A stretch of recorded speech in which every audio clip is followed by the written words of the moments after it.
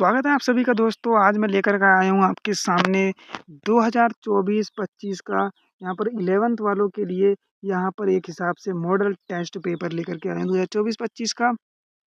तो ये शायद हो सकता है यहाँ पर मेरे हिसाब से ओपन वालों के लिए भी, और यहाँ पर मैं लेकर आया हूँ और यहाँ पर जो कि रेगुलर वाले हैं वो भी देख सकते हैं किस तरीके के यहाँ पर जो कि 24-25 में आता है। तो यहाँ पर क्वेश्चन तो सब लगभग सेम ही होते हैं। तो यहाँ पर आप लोग देख सकते हो कि स्टार्ट करते हैं क्वेश्चन नंबर फर्स्ट से, यहाँ पर खंड के यानी सेक्शन ए से। तो यहाँ पर मैं इनके क्वेश्चंस जल्दी-जल्दी बता देता हूँ कि कौन-कौन से क्वेश्चंस हैं, किस तरीके के क्वेश्चंस हैं। तो आंसर आपको मैं, अगर आप लोग कहोगे तो आप लोगों को आंसर प्रोवाइड कर दूँगा।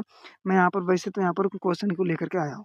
तो क्वेश्चन नंबर 1 है, यहाँ पर भूगोल आमतौर पर पृथ्वी की सतह के विभिन्न हिस्सों से संबंधित घटनाओं के अंतर का अध्ययन करता है। ये परिभाषा किसने दी? हैम्बोल्ट ने दी, अल्फ्रेड हेटनर ने दी, या फिर कुमारी सैंपल ने, या रेडजेल ने दी। तो यहाँ पर ये किसने दी थी, ये आप सभी को पता होना चाहिए। इसका आंसर आप लोग कमेंट भी कर सकते हो साथ के साथ। और क्वेश्चन नंबर 2 है, यहाँ पर निम्नलिखित में से कौन सा कथन आंतरिक ग्रहों का प्रतिनिधित्व करता है?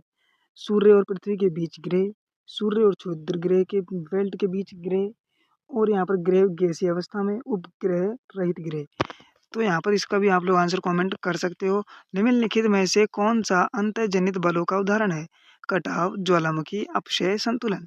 इनका भी आंसर आप कमेंट कर सकते हो। मैं यहाँ पर एक हिसाब से क्वेश्चन बता रहा हूँ किस तरीके से। अभी हमारे ऑप्शन टाइप चल रहे हैं, आगे देखते हैं कितने-कितने नंबर के आते हैं। क्वेश्चन नंबर 5 है हमारा यहाँ पर, निम्नलिखित में से कौन-सा कथन कोपेन की ए प्रकार की जलवायु के लिए उपयुक्त है? ऑप्शन ए, सभी महीनों का औसत तापमान 10 डिग्री सेल्सियस से नीचे। ऑप्शन बी, सबसे ठंडे महीने का औसत मासिक तापमान हिमांक बिंदु से अधिक।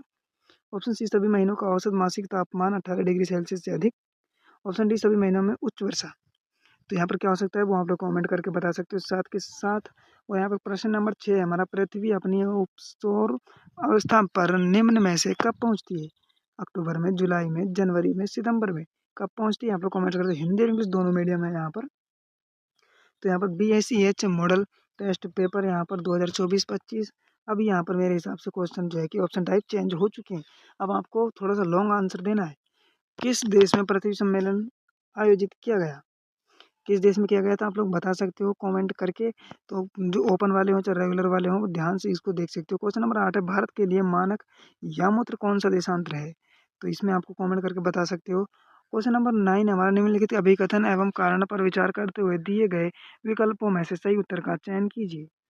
यहाँ पर जो विकल्प दिए गए हैं, ऑप्शन है अभिकथन और कारण दोनों सत्य, और कारण अभिकथन की सही व्याख्या है। अभिकथन और कारण दोनों सत्य हैं, लेकिन कारण अभिकथन की सही व्याख्या नहीं है। तो यहाँ पर जो है कि एक हिसाब से मतलब अभी ऑप्शन टाइप हमारे चल ही रहे हैं और एक नंबर के क्वेश्चन हैं लगभग। क्वेश्चन नंबर 10 है हमारा, निम्नलिखित अभिकथन एवं कारण पर विचार करते हुए दिए गए विकल्प में सही का उत्तर चयन कीजिए। इसमें सही उत्तरों का चयन करना है। अभिकथन है, भारत में बाढ़ आम प्राकृतिक आपदा है। कारण, मानसून के मौसम में भारी वर्षा और खराब जल निकासी व्यवस्था बाढ़ में योगदान करती है। तो इसमें क्या है कि अभिकथन टाइप है यहाँ पर, अभिकथन और कारण दोनों सत्य हैं, और कारण अभिकथन की सही व्याख्या है। अभिकथन और कारण दोनों सत्य हैं, लेकिन कारण अभिकथन की सही व्याख्या नहीं है। अभिकथन सत्य है लेकिन कारण गलत है। अभिकथन गलत है लेकिन कारण सत्य है। इनमें से आपको आंसर चूज करना है। सेक्शन बी हमारा स्टार्ट होता है। इस खंड के सभी प्रश्न 2-2 अंक के हैं। इस खंड के कुल अंक मतलब 6 क्वेश्चन है, 2 अंक के 12 हैं। प्रत्येक प्रश्न का उत्तर 20 से 30 शब्दों में दिए, 2 अंक का क्वेश्चन है। क्वेश्चन नंबर 11 है, क्षेत्रीय विभेदन से आप क्या समझते हैं?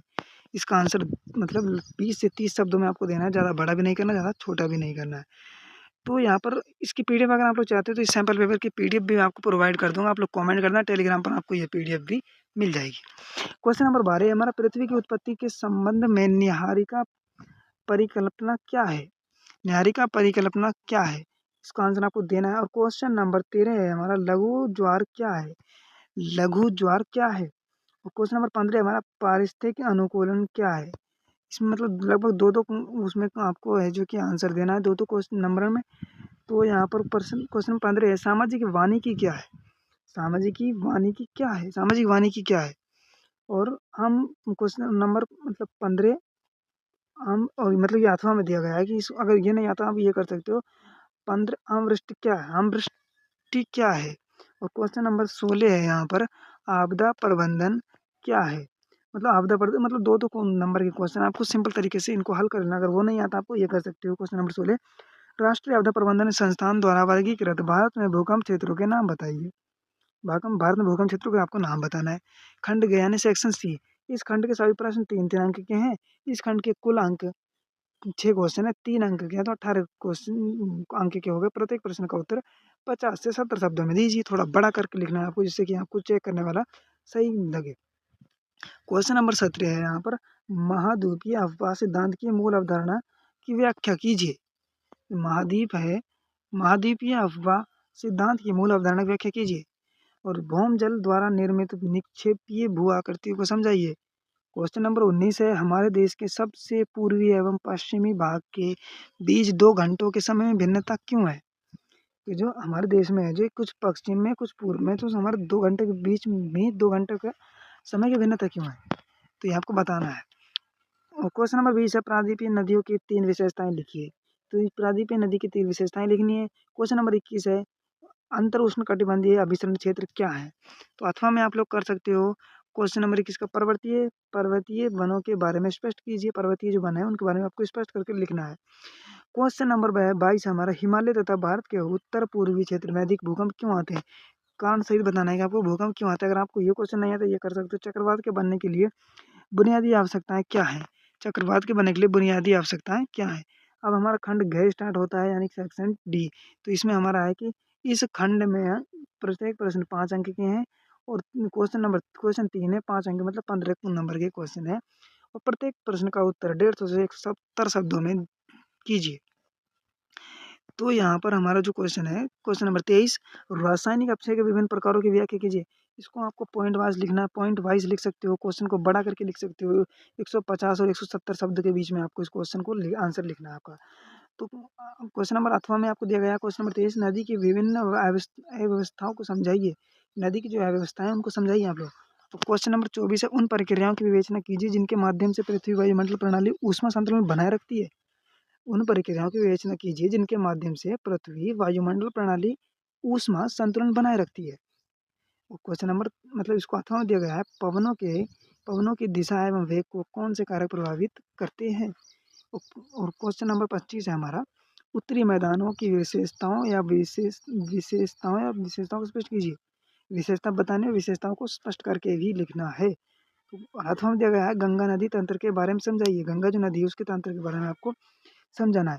इन सभी का आंसर अगर चाहते हो तो आंसर की पीडीएफ मेरे पास अलग है, तो वो आपको आगे देखने को मिलेगी। आप लोग अगर कमेंट करना कि पीडीएफ चाहिए, तो पीडीएफ भी फुल सॉल्यूशन के साथ आंसर की भी आ जाएगी। तो हाँ, पहले वही बात है, पहले मैं क्वेश्चन को यहाँ पर बता देता हूँ कि किस तरह के क्वेश्चन वगैरह जो हैं 2024-25 के सेक्शन में। तो यहाँ पर सेक्शन ही स्टार्ट होता है हमारा, ये खंड मानचित्र कार्य से संबंधित है। इस खंड के कुल 5 अंक हैं। क्वेश्चन नंबर 26 है, ये भारत के मानचित्र पर निम्नलिखित को दर्शाइए। इसमें दर्शाना, भारत के कोई 2 राज्यों का जिनकी सीमाएं भूटान से लगती हैं। भारत के 2 राज्य बताएं जिनकी सीमाएं जो भूटान से लगती हैं। और क्वेश्चन और बी में बताना है, पाक जल डम जल डमरू जल मरु मध्यम जलड मरु मध्यम। और सी में बताना है महानदी डेल्टा। और डी में बताना है नर्मदा नदी। और ई में बताना है थार रेगिस्तान। तो यहाँ पर ये 5 नंबर का क्वेश्चन आपका कंप्लीट हो जाएगा। और ये हमारा सैम्पल पेपर भी कंप्लीट हो चुका है। तो इस तरीके से और भी सैम्पल पेपर है मेरे पास। तो ये 11th का था, तो 10th 12th सभी को मिल जाएगा यहाँ पर। और हर सब्जेक्ट के आपको सैम्पल पेपर मिलेंगे। और बाद में आपको जब हमारे बोर्ड एग्जाम्स थोड़े से करीब होंगे, कुछ मतलब लगभग जो 2025 के लास्ट में यहाँ पर लगभग आपको जो आंसर की पीडीएफ भी मैं प्रोवाइड कर दूंगा। तो आप लोग अभी कमेंट करना, तो अभी भी आपको मैं प्रोवाइड करवा दूंगा आंसर की पीडीएफ। टेलीग्राम पर आपको मिल जाएगी बाद में। मिलते हैं कोई ऐसी नेक्स्ट वीडियो के साथ।